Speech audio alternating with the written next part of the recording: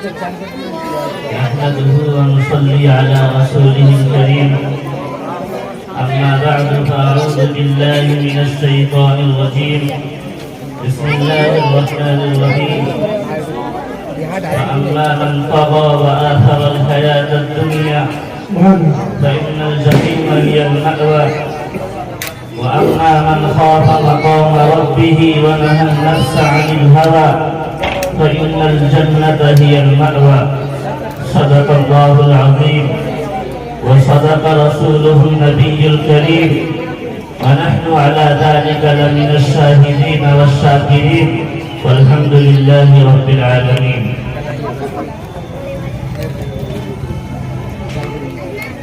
جناب سرپرست محترم حضرت قائد محترم اور معزز و مکرم علماء کرام، ائمہ اعظام، معزز سامعین، بزرگوں اور دوستوں، مدرسہ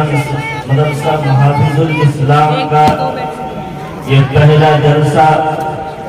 جلسہ دستار بندی اور تعلیمی بیداری کانفرنس ہے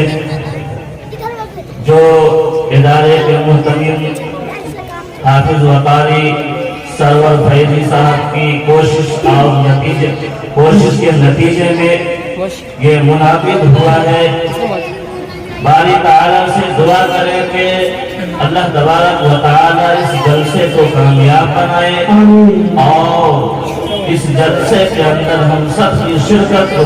اللہ تبارک و تعالیٰ ہم سب کے لیے نجات اور بخشش کا ذریعہ بنائے۔ عزیزان گرامی قدر، ہم اور آپ اس دنیا کے اندر اس لیے نہیں آئے ہیں کہ کھائے پیے جوان ہو، بوڑھا ہو اور مر جائیں، بلکہ ہم اس دنیا کے اندر اس لیے آئے ہیں تاکہ اس کائنات کے اندر رہ کر، اس دنیا کے اندر رہ کر ہم ایک ایسی زندگی کے لیے سامان مہیا کریں، ایک ایسی زندگی کے لیے سامان بندوبست کریں جو زندگی کبھی ختم ہونے والی نہیں، جو زندگی یا تو بڑے عیش کی ہوگی، یا بڑی عشرت کی ہوگی، بڑے ناز و نعمت کی ہوگی، بڑے راحت و آرام کی ہوگی، یا بڑے دکھ کی ہوگی، بڑی مصیبت کی ہوگی، بڑے رنج و الم اور غم کی ہوگی۔ امام کائنات حضرت محمد عربی صلی اللہ علیہ وسلم نے اس زندگی کے بارے میں یوں ارشاد فرمایا، آپ صلی اللہ علیہ وسلم نے فرمایا کہ او لوگوں، جب اس زندگی کا آغاز ہوگا تو ایک ایسا شخص جو دنیا کی زندگی کے اندر پوری زندگی عیش و عشرت کے ساتھ گزارتا رہا، پوری زندگی راحت و آرام کے ساتھ گزارتا رہا، دنیا کی کوئی ایسی نعمت نہ تھی جو اسے میسر نہ ہو، ایک ایسا انسان جب اس زندگی کے اندر یعنی آخرت والی زندگی کے اندر چند لمحے کے لیے جہنم کے اندر داخل کیا جائے گا، چند لمحہ جہنم کے اندر گزار لینے کے بعد اللہ تبارک و تعالیٰ اس بندے سے پوچھے گا کہ اے بندے خدا، تو دنیا کے اندر ایک طویل زندگی گزار کر آیا ہے، ایک لمبی زندگی گزار کر آیا ہے، بتا تو دنیا کے اندر کبھی سکھ کی زندگی بھی گزاری ہے، کبھی راحت و آرام کی زندگی بھی دیکھی ہے۔ میرے بھائیوں، بزرگوں اور دوستوں، وہ انسان جس کی زندگی کبھی ہی سکھوں کے اندر ہوگی، آرام کے اندر ہوگی، چین کے اندر ہوگی، سکون کے اندر ہوگی، جہنم کے چند لمحے کا دکھ چکھ لینے کے بعد، عذاب چکھ لینے کے بعد اپنی زندگی کے سارے سکھ کو بھول جائے گا اور اللہ تبارک و تعالیٰ سے عرض کرے گا، اے پروردگار عالم، یہ دھڑی بھر کا دکھ جو میں نے ابھی چکھا ہے، اس نے زندگی کے سارے سکھ بھلا دیے ہیں، ایسا محسوس ہوتا ہے کہ پوری زندگی رنج و الم اور غم کے اندر گزری ہے۔ اس کے برعکس ایک ایسا انسان جو دنیا کے اندر مصیبت بھری زندگی گزارا، دنیا کے اندر اس کے جسم پر پھٹے پرانے کپڑے ہوتے تھے، رہنے کو کوئی مکان نہیں تھا، فٹ پاتھ پر اپنی زندگی بسر کیا کرتا تھا، کھانے کو کوئی چیز نہیں تھی، ان کے بچے بھوک سے دل گراتے تھے۔ ایک ایسا انسان جب اس نئی زندگی کے اندر چند لمحے کے لیے جنت کے اندر داخل کیا جائے گا اور جنت کے اندر چند لمحہ گزار لینے کے بعد اللہ تبارک و تعالی اس بندے سے بھی پوچھے گا کہ اے بندے خدا، پوری دنیا کے اندر ایک لمبی زندگی گزار کر آیا ہے، ایک طویل زندگی گزار کر آیا ہے، بتا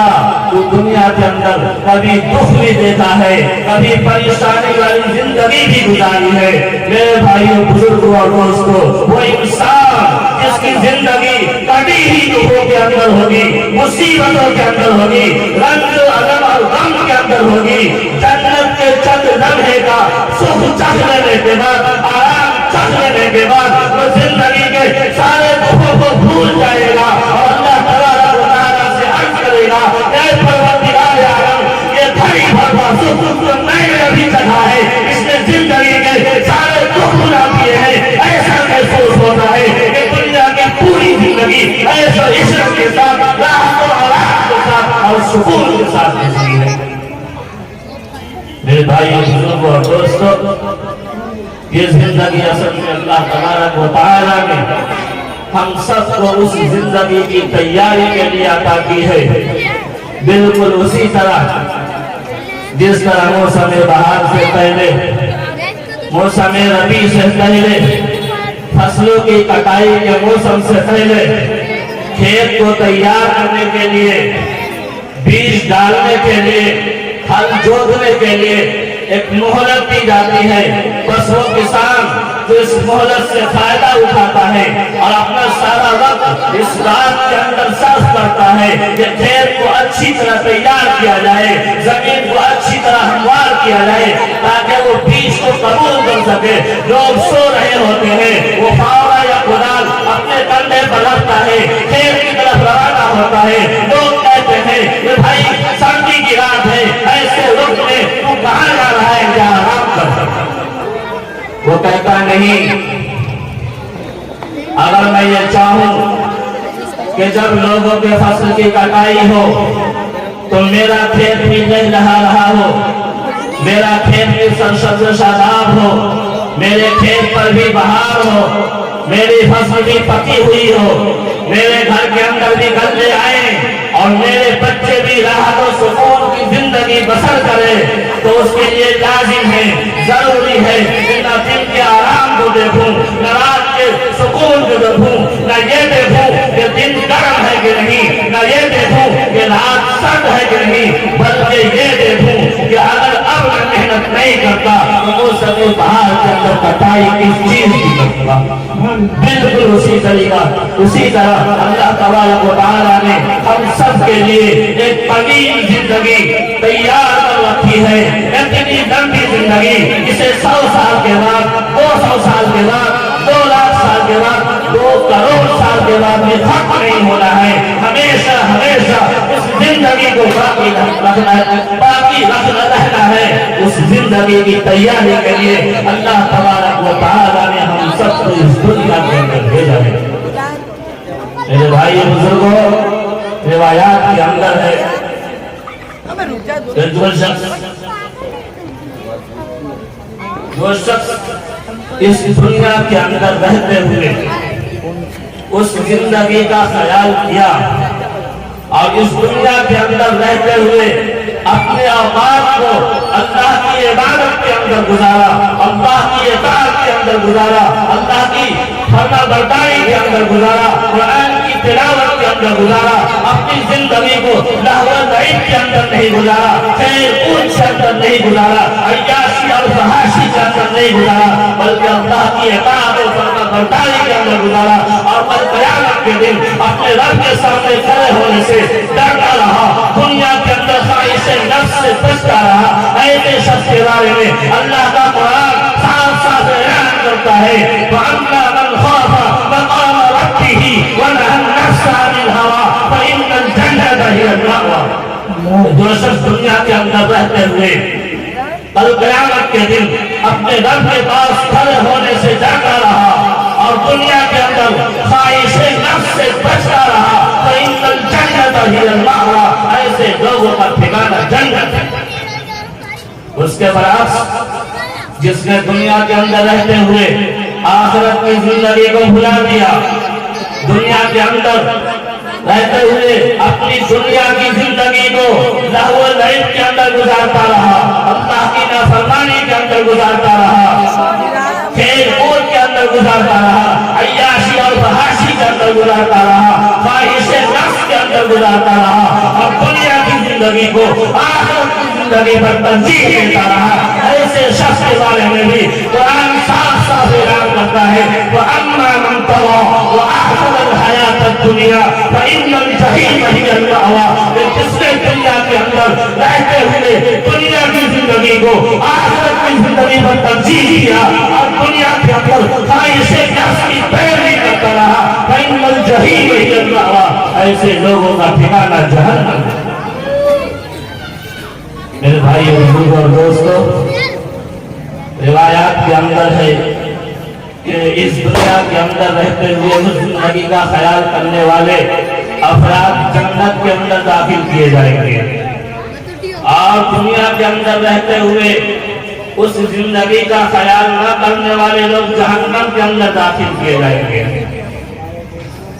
تو قرآن کہتا ہے کہ جہنمیوں کو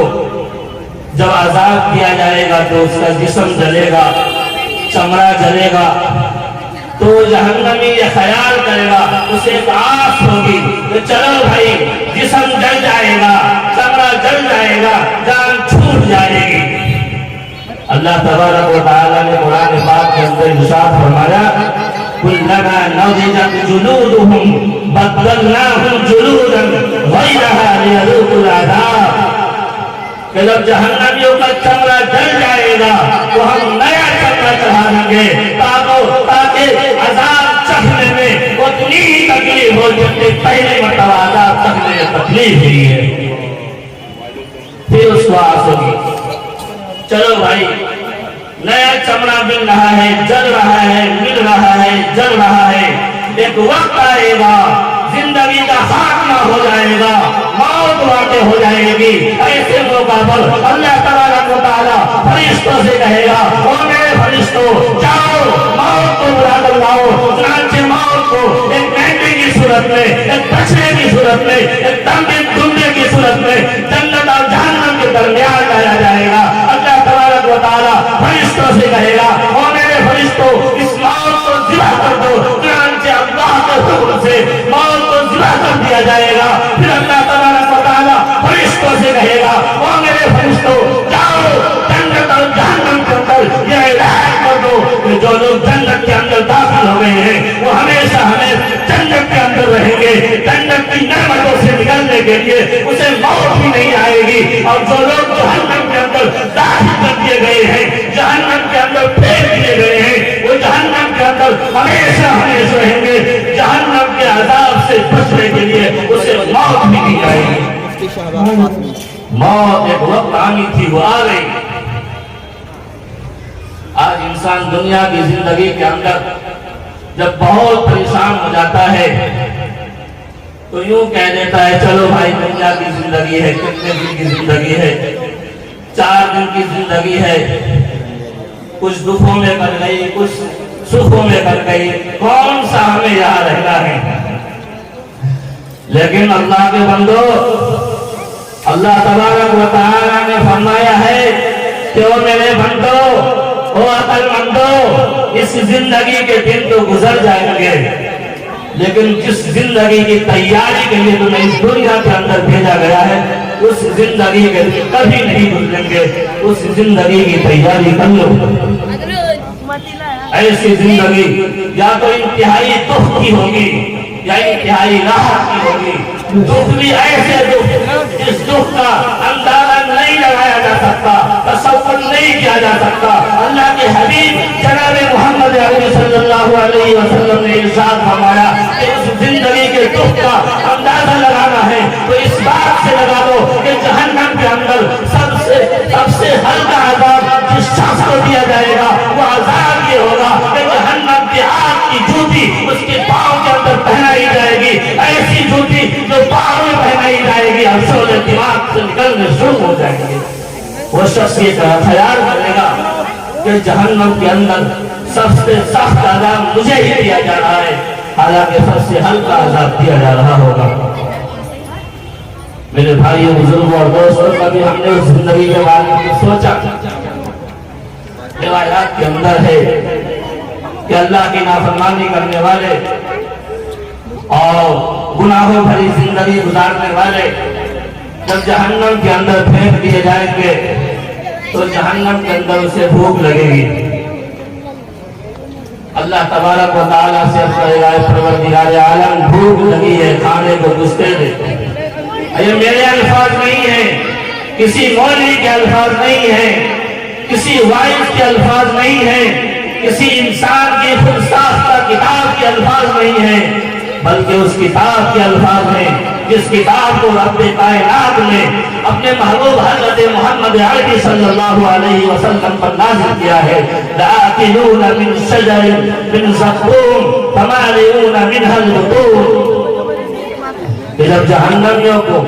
بھوک لگے گی، اللہ تبارک و تعالیٰ سے عرض کریں گے، اللہ بھوک لگی ہے، کھانے کو کچھ دے دے۔ اللہ تبارک و تعالیٰ کھانے کے لیے کانٹے دار درخت مہیا کرے گا جو نہ اس کے بھوک کو ختم کرے گا اور نہ اس کے جسم کو فرما کرے گا۔ لا یسمن ولا یغنی من جوع۔ جہنمی کو پیاس لگے گی،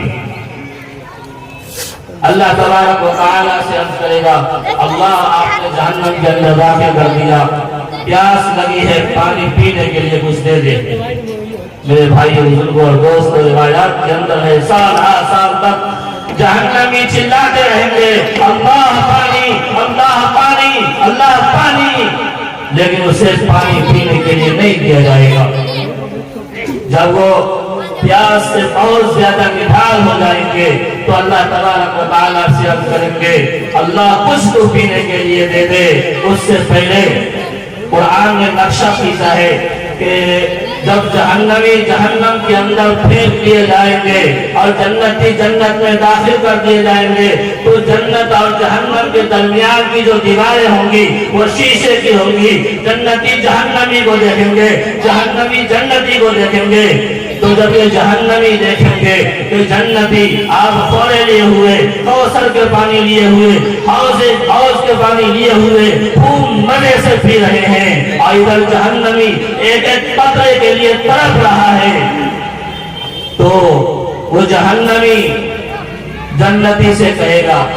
کہ او میرے بھائی، او میرے رشتہ دار، او میرے قریبی، او میرے بھتیجے، اللہ نے جو تمہیں پینے کے لیے دیا ہے اس میں سے ایک قطرہ دے دو۔ لیکن میرے بھائیوں، بزرگوں اور دوستوں کو جنتی انکار کر دیں گے کہ ہم رب کے ماننے والے ہیں، دنیا کے اندر بھی اپنے رب کی مانی ہیں، آج بھی ہم اپنے رب کی مانیں گے۔ رب نے مجھے پینے کے لیے دیا ہے، تیرے پینے کے لیے ایک قطرہ بھی نہیں دیا ہے، میں نہیں دوں گا۔ جب دیکھیں گے کہ یہ قریبی، رشتہ دار، یہ دوست، یہ پڑوسی ایک قطرہ پانی دینے کے لیے تیار نہیں ہے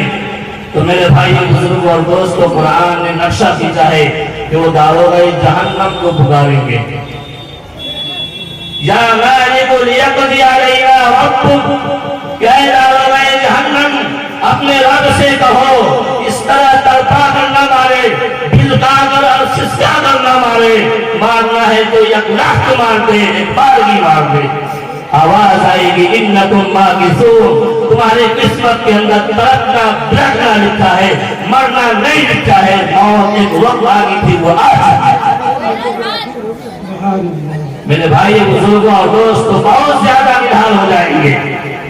پھر کہیں گے اللہ کچھ تو پینے کے لیے دے دے۔ اللہ تبارک و تعالیٰ فرشتوں سے کہے گا، او میرے فرشتوں جاؤ اسے پانی پلاؤ۔ فرشتے کہیں گے کون سا پانی پلائے؟ اللہ حکم دے گا کہ اس کے جسم سے نکلنے والا خون اور پیٹ اور گرم کھولتا ہوا پانی پلاؤ۔ چنانچہ وہی پانی پینے کے لیے دیا جائے گا جس سے اس کی ساری آنتیں پخانے کے راستے سے باہر آ جائیں گی۔ میرے بھائیوں، بزرگوں اور دوستوں، ہم اس زندگی کے لیے بھی کبھی کچھ سوچا؟ آج دیہات کا رہنے والا ہو، قصبات کا رہنے والا ہو، شہروں کا رہنے والا ہو، بڑے شہروں کا رہنے والا ہو،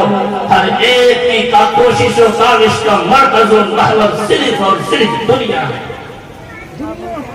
مزدور ہے اس کی یہی کوشش ہے، عالم ہے اس کی یہی تگ و دو ہے، مولوی ہے اس کی یہی تگ و دو ہے، واعظ ہے اس کی یہی تگ و دو ہے، فقیر ہے اس کی یہی تگ و دو ہے، امیر ہے اس کی یہی تگ و دو ہے،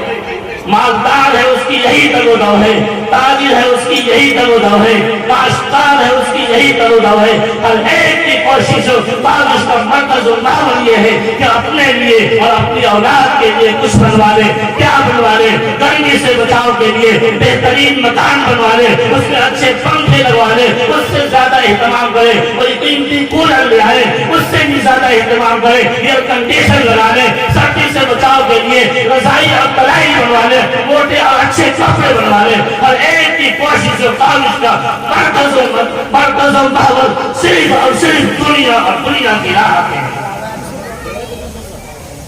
لیکن میرے بھائیوں، بزرگوں اور دوستوں، کبھی ہم نے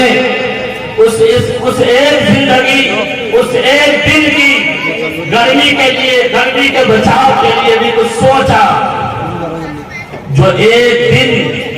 50,000 سال سے زیادہ لمبا ہوگا، مقدارہ 50,000 سنہ، اور اسی پر بس نہیں، پورے میدان کے اندر کوئی سایہ دار درخت بھی نہیں ہوگا، اور اسی پر بس نہیں، انسانی جسم کے اوپر کپڑا نام کی کوئی چیز نہیں۔ امام کائنات حضرت محمد عربی صلی اللہ علیہ وسلم سے پوچھا، یا رسول اللہ، انسانی جسم پر کپڑا نہیں ہوگا؟ اللہ کے حبیب نے فرمایا، کپڑا نام کی کوئی رکھتی نہیں ہوگی۔ اللہ کے رسول سے پوچھا گیا، یا رسول اللہ، کیا عورتوں کے جسم پر بھی کپڑا نہیں ہوگا؟ اللہ کے حبیب نے فرمایا، نہ مرد کے جسم سے کپڑا ہوگا، نہ عورتوں کے جسم سے کپڑا ہوگا۔ اللہ کے رسول صلی اللہ علیہ وسلم سے پوچھا گیا، دریافت کیا گیا، یا رسول اللہ، کیا اس دن عورت اور مرد اکٹھے ہوں گے؟ اللہ کے رسول نے فرمایا، ہاں، مرد اور عورتیں اکٹھی ہوں گی۔ آپ کی زوجہ محترمہ حضرت عائشہ نے کہا، یا رسول اللہ، اس وقت عورتیں شرم سے مر جائیں گی جب مرد اس کے ننگے جسم کی طرف دیکھیں گے۔